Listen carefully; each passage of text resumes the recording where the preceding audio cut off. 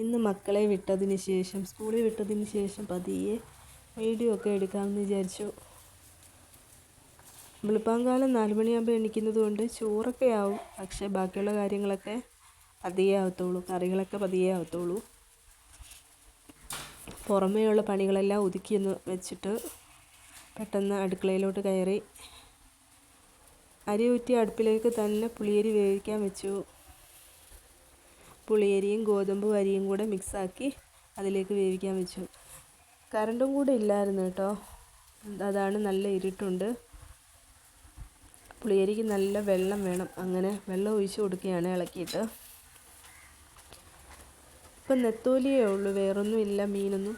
മഴയും കൂടെ ആയതുകൊണ്ട് ഇപ്പം മീനിനൊക്കെ ഭയങ്കര ബുദ്ധിമുട്ടാണ്. അങ്ങനെ നെത്തോലിയൊക്കെ കഴുകി വെച്ചു.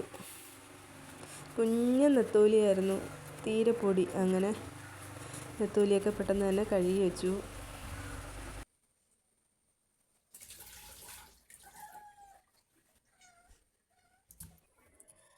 മീൻ കഴുകുന്നതും കണ്ടുകൊണ്ട് ഓടി വന്നതാണ് മുത്ത്. വെപ്രാളം, ഭയങ്കര വെപ്രാളം. 2 ദിവസമായി മീൻ കൂട്ടിയിട്ട്. അതിൻ്റെ ഒരു ഇതാണ്. അതിനിടയ്ക്ക് ഇക്കാക്ക് കാപ്പി കൊടുക്കാൻ വേണ്ടിയിട്ട് അപ്പം ചുടുകയാണ്. ജോലി കഴിഞ്ഞ് വന്നപ്പോഴത്തേക്കും വിശക്കുന്നെന്ന് പറഞ്ഞു. അന്നേരം അപ്പം ചുട്ട് കൊടുക്കാമെന്ന് വിചാരിച്ചു. അപ്പവും കിഴങ്ങറിയായിരുന്നു ഇന്നത്തെ രാവിലത്തെ കാപ്പി.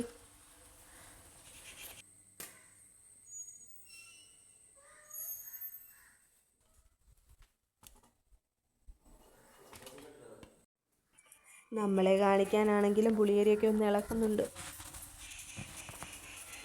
ഇവളിന്ന് മീൻ കിട്ടാതെ മാറത്തില്ല. കാലേ ചുറ്റി നടക്കുകയാണ്. അങ്ങനെ മീൻ കഴുകിയിടമൊക്കെ ഒന്ന് കഴുകി ഒന്ന് വൃത്തിയാക്കാമെന്ന് വിചാരിച്ചു. ഭയങ്കര സ്മെല്ലാണല്ലോ, പ്രത്യേകിച്ച് നെത്തോലിയും കൂടെയാണ്. അങ്ങനെ ലോഷനൊക്കെ ഒഴിച്ചൊന്ന് അവിടെ ഒന്ന് വൃത്തിയാക്കി എടുക്കാമെന്ന് വിചാരിച്ചു.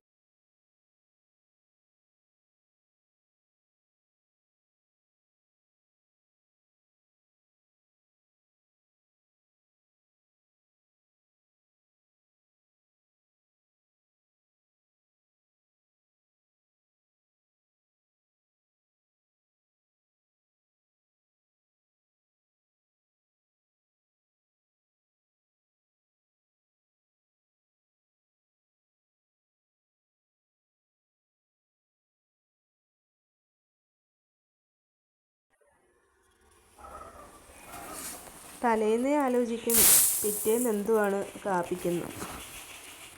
നമ്മൾ സ്കൂളുള്ള ദിവസങ്ങളിലാണെങ്കിൽ മിക്ക ദിവസവും ദോശയോ അപ്പമോ ഒക്കെ ആയിരിക്കും. അപ്പം അത് പല്ലവി തന്നെ തെറ്റിക്കുന്നില്ല. നാളെ ദോശയ്ക്ക് വേണ്ടിയിട്ടാണ് ഉഴുന്നും പച്ചരി ഒരുമിച്ചാണ് ഞാൻ ഇടുന്നത്. അതിൻ്റെ കൂട്ടത്തിൽ 2 ഉലുവയും കൂടെ ചേർത്തിട്ടുണ്ട് കേട്ടോ. ഇതെല്ലാം കഴിഞ്ഞ് മീൻ കഴുകി അങ്ങോട്ട് വെച്ചിട്ട് അതാണ്ട് ഞങ്ങൾ രണ്ടും കൂടെ തോലിന് പോവാണ്, പോച്ചയ്ക്ക് പോവാണ്. അപ്പൂന് ഇപ്പം മഴയും കൂടെ ആയതുകൊണ്ട് വൈകിട്ട് ഇച്ചിരി നേരത്തെ അയച്ചുകൊണ്ട് വരും. ഒരു പോച്ച ഇച്ചിരി തോനെയും വേണം. കണ്ടോ, ഇഷ്ടം പോലെ കിടപ്പുണ്ട്. കന്നുകാലികളെ വളർത്താൻ പറ്റിയ ഏരിയയാണ് ഞങ്ങളുടേത് കേട്ടോ, ഇഷ്ടം പോലെ. മുമ്പൊക്കെ ഇവിടെയൊക്കെ അടുത്തടുത്തൊക്കെ പോത്തും പശുവും ഒക്കെ ഉണ്ടായിരുന്നു. ഇപ്പം അങ്ങനെയൊന്നും ഇല്ല, അധികമൊന്നും ഇല്ല. അതുകൊണ്ട് പോച്ചകളൊക്കെ ഇഷ്ടം പോലെ ഉണ്ട്.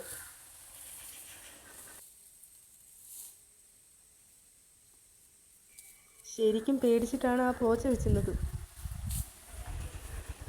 ഒരടി പുറകോട്ട് നിന്നിട്ടാണ് പോച്ച വെച്ചിരുന്നത് കേട്ടോ.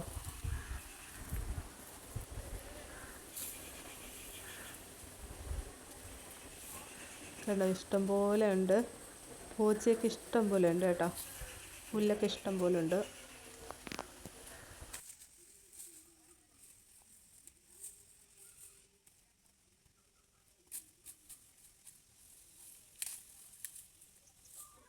അങ്ങനെ നമ്മുടെ കറക്കമൊക്കെ കഴിഞ്ഞു. തിരിച്ച് വീട്ടിലോട്ട് പോച്ചയൊക്കെ ആയിട്ട് തിരിച്ച് വീട്ടിലോട്ട് 2-3 ദിവസത്തേക്കുള്ള പോച്ചയൊക്കെ ആയിട്ടുണ്ട് കേട്ടോ.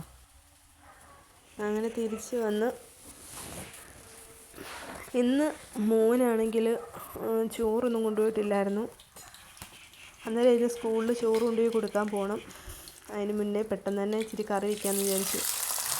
മീനൊന്നും ഇല്ലാത്തത് കൊണ്ട് നെത്തോലി മാത്രമല്ല കിട്ടിയ, നെത്തോലി വറുക്കാമെന്ന് വിചാരിച്ചു. അതിൻ്റെ കൂട്ടത്തിൽ വഴുതനങ്ങ ഒരു തീയൽ വയ്ക്കാമെന്ന്.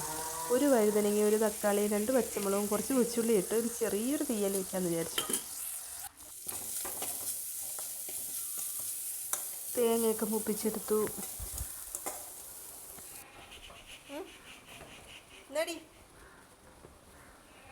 ആഹാരം കഴിക്കാതെ കിടന്ന് ഭയങ്കര വിശപ്പ്. ഇപ്പോൾ 2 ദിവസം കൊണ്ട് ഭയങ്കര വിശപ്പ്. ഇപ്പം ബ്രെഡ് കിട്ടിയാൽ മതി. അങ്ങനെ നെത്തോലിയൊക്കെ വറുത്തു.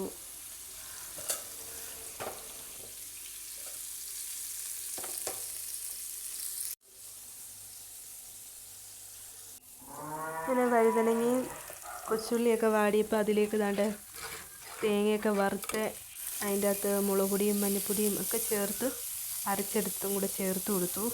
അതിലേക്ക് പിഴുപുളിയും കൂടെ ചേർത്ത് കൊടുത്തു കേട്ടോ.